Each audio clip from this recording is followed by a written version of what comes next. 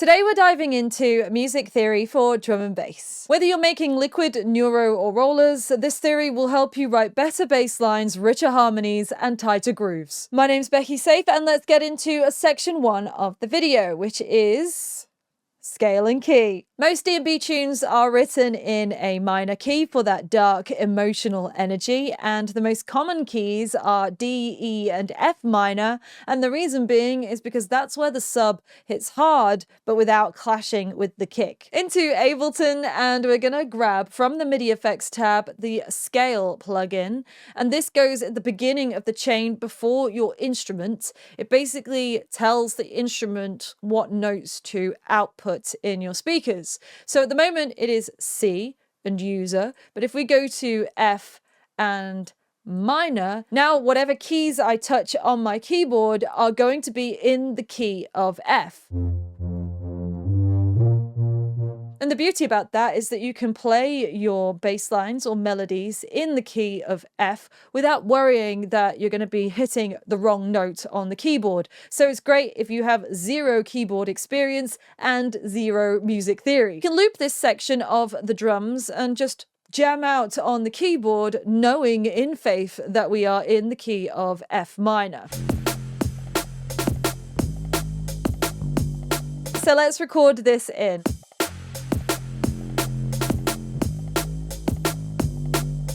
So as we come into the MIDI clip, we need to check that it's in the key of F minor. So we go to F and minor, and then fold the scale, and we can see that all of the notes here are in the key of F minor. Now, just a note with the scale plugin, you may find that it doesn't actually record the notes in the key that you're hearing it in. It's just for monitoring purposes, and you may need to shift these notes up and down, but it gives you an idea and a feel without worry, and you can shift them to the relevant key in the key that you're working in later in the piano roll.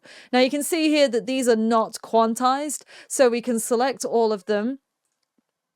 We can come down to quantize and quantize our notes to 1/8. And now that drags everything at the starts, because we've got adjust notes starts, to the nearest 1/8 line. Now, if you want it to fit to the other end, you just hit end and it will now shift them to the other end, and then you can tidy this up. Maybe leave a gap at the end there as well. By having the scale plugin on the chain as you're recording, it means that no matter what note you're pressing, you're always going to hear it within the key that you're working in. But the main point here is to record without worry and then clean it up at a later stage in the note editor.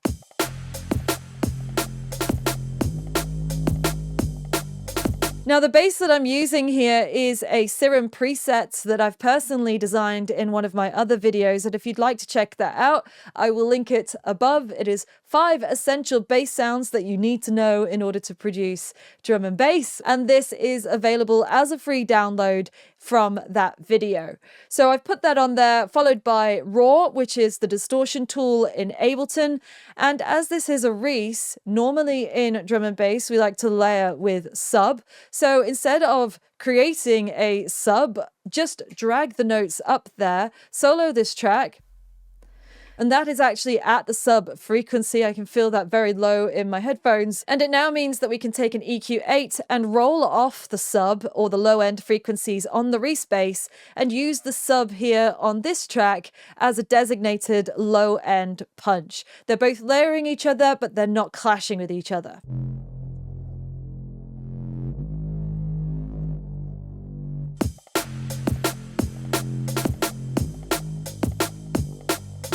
This sub is also available for you to download in that video that I've just mentioned as well. So that's the picture of the sub. You can see that it occupies that area down there, and we're looking for a kick-sub relationship. So you remember when I said about choosing the right key?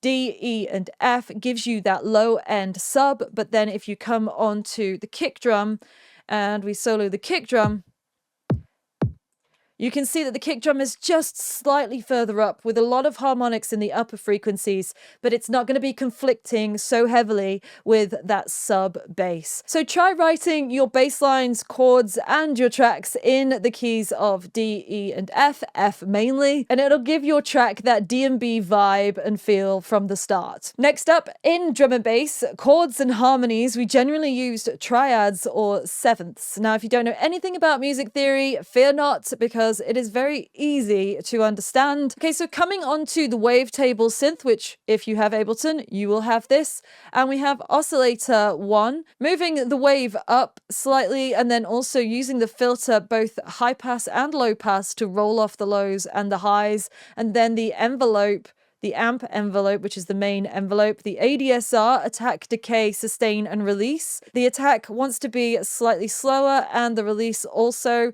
slightly longer, and the reason being is it creates a elongated slow in and a slow out, and that's what we want on a kind of pad keys like sound. To further emphasize that and to wash it into the stereo field, drop on a delay and a reverb, and just don't go too much on these because you don't want to be overdoing it in the mix. And we are in the key of F minor, so F minor, the root note of F minor of chord 1 is F. So whatever key you're working in, the name or the note of the key, so D minor, the root note of chord 1 of D minor would be D. So if you can remember that, you've got a great starting point. So the first note that we're going to put in here, let's just change the block size, will be F. So that's the root note of the first chord. And then in order to create a triad, so tri means 3, you want to be doing 3 notes. You do 1 note, miss 1, second note, miss 1, third note. So it would be F, miss 1, second note, miss 1, third note. And that is a triad of the F minor chord in the key of F minor. Now, to do the next stack of notes, you could do them one by one or just select over them, press Control and drag across, and now you've copied them. And we're going to move that up to D. So D, F, and A. And you could pick any triad in this key. So if you wanted to do another one, you could bring this down and across, and we're going to go to B flat. And now you have 3 triads in the key of F minor. Drag that one across to make it double the length.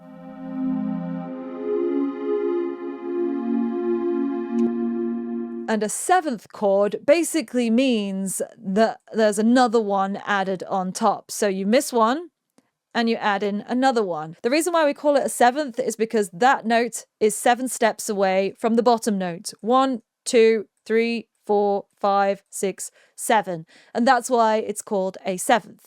So this would be a chord progression in drum and bass.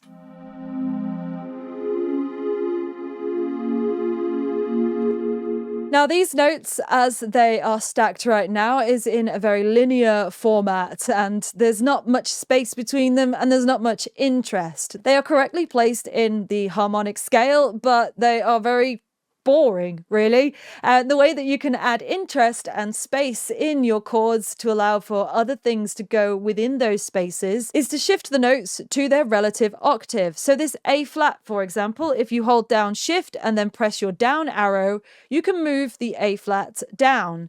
With the D flat, we can move that down. And now you can see that we've got space between the notes. We could even bring this A flat, shift and up, and there's more space. And this is quite a nice tension and release picture where we've got space followed by bunched, followed by space. Space, bunch, space. And that gives you a nice contrast within your chord structure.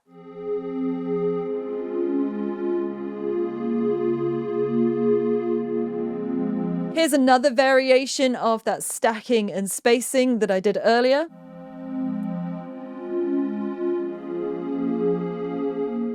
And in order to further send it into the space, remember the delay and the reverb. Chords are about adding a kind of pad layer to your music, and you want to be spacing them out so that it gives the rest of your mid-range room to slot into the frequencies. So the next step is bassline writing, which we did do some of in the beginning of the video where we recorded it in and it actually sounded pretty good. But another way that you can write your bassline is by taking the root notes of your triad chords or your seventh chords. The root note, remember, is the first note within each chord, and you can take that and make a bass line out of it, layering underneath your chords. So if we go back into the chords that we've done, obviously we've moved some of them around, so we now don't know, based on this picture, which are the root notes of these chords. But what we can do is press undo to get our triads back to their original picture, and now we can see the root notes of these chords, which is F,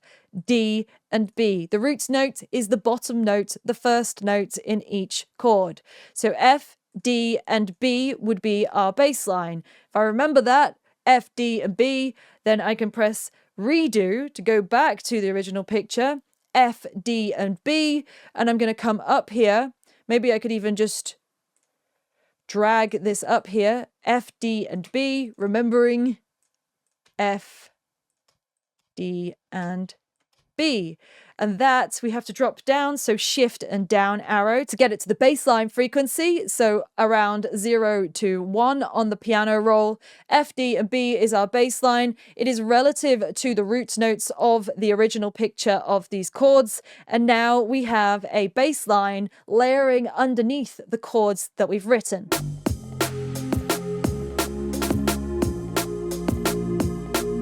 You can add rhythm and syncopation to your bass line by making it different from the length and the sustain of your chord notes. So at the moment, these notes are the same as the notes in terms of length and how they're performed. But if you go into this clip, we can select over them, right click, and we can chop notes on grid. And now that splits them into whatever the grid is in the background, and it makes it slightly different. Now you can hear that rhythm slightly, but because the notes don't really have any room to breathe and they've got no space between them, the synth is kind of rolling over the top of itself. So we can hear it a bit, but in order to get a much more rhythmical feel, create some space between your notes. That way the synth will start and stop. So select over them and shorten them slightly so that now we have some gaps in between.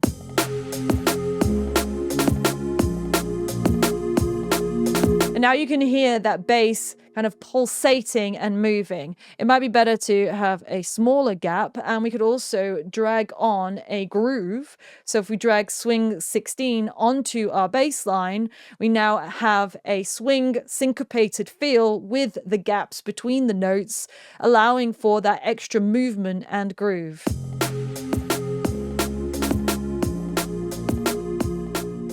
You could also switch up, so at the moment these are still the root notes of the chord, but maybe we want to switch it up slightly and play a different note from the chord. So come down, find what notes are in the end chord. We're currently using B flat in the bass line, so maybe we might want to use D flat or F. So come up and look for, let's go for D flat. So now it raises on the end of the bass line.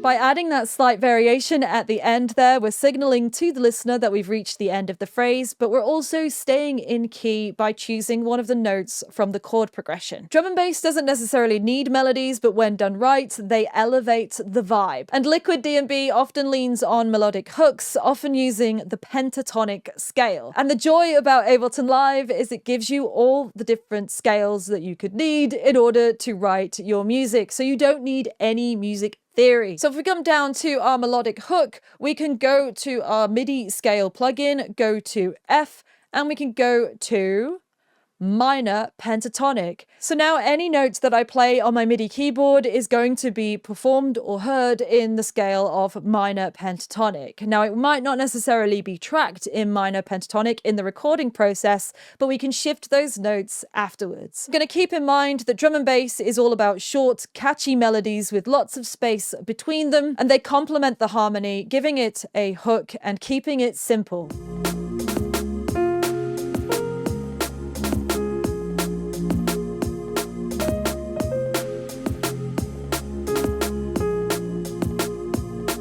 Okay, so that sounded good and it sounded in key, but if we double click on here, are we in minor pentatonic? We're on C major, so F minor pentatonic, and we can now see that a lot of these notes are off key. So we can move them because we've highlighted the scale. Let's move them to a note whereby we are on key. And then, oh, G as well.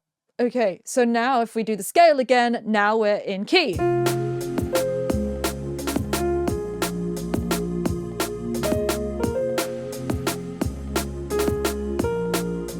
Probably that C note was the one that sounded a bit strange. We can select all, Control A, go to this tab and to quantize, and we're going to quantize again to our notes.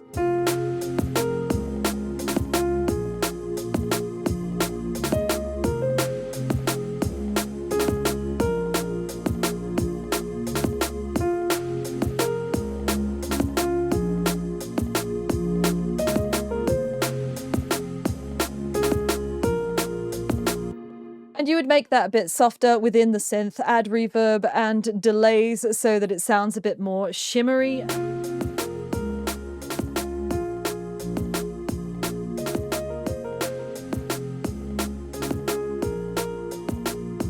And with a bit more refinement on the sound selection and layering. Layering is really important as long as you're EQing in drum and bass. We've got the wavetable synth, which is the original chords. And then on top of that, I've added in a ghost-like pad from Serum.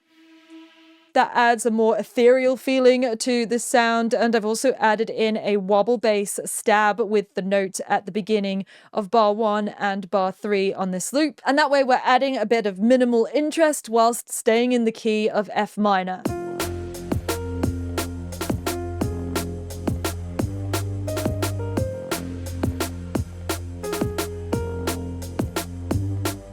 If you add on an arpeggiator to your melody, you can also increase the level of interest in the melody without overdoing it with the amount of notes on the piano roll.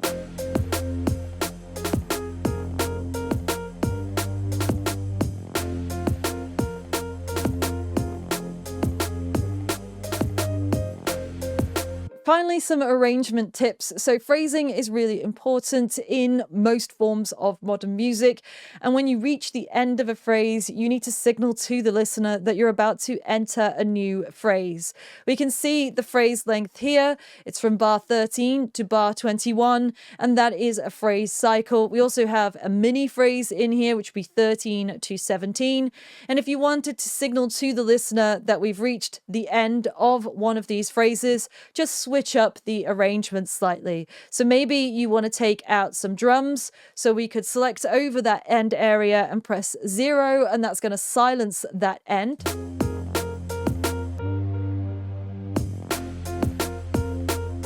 We could also silence the chords at the end, and that gives further breathing space. We could also remove the sub, so it removes the low end weight. And we could switch up the end note on our bass line so that it's a different note.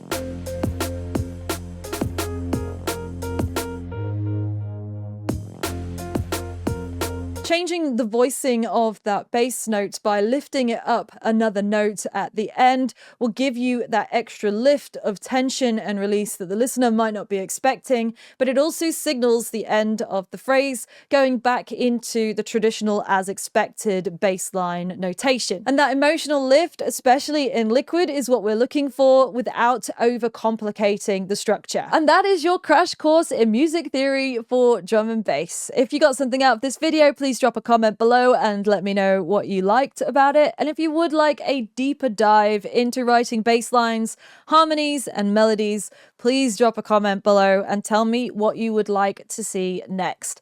Smash the like button. If you'd like to see more videos like this, hit subscribe. I'd love to have you around. My name is Becky Safe. Thank you so much for watching this video, and I will see you for another one. Bye.